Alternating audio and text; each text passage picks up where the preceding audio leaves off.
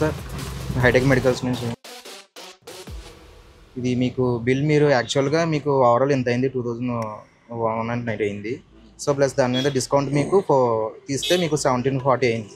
So మీకు discount వచ్చేసి నార్మల్గా 414 అయింది. సో అడిషనల్గా ఏంటంటే మేము లక్కీ డిప్ ద్వారా కొన్ని కస్టమర్స్కి రెగ్యులర్ కస్టమర్స్కి మీకు డిస్కౌంట్ ఇస్తున్నాం. ఆ లక్కీ డిప్లో మీకు ఎక్స్ట్రా డిస్కౌంట్ వచ్చిందన్నమాట.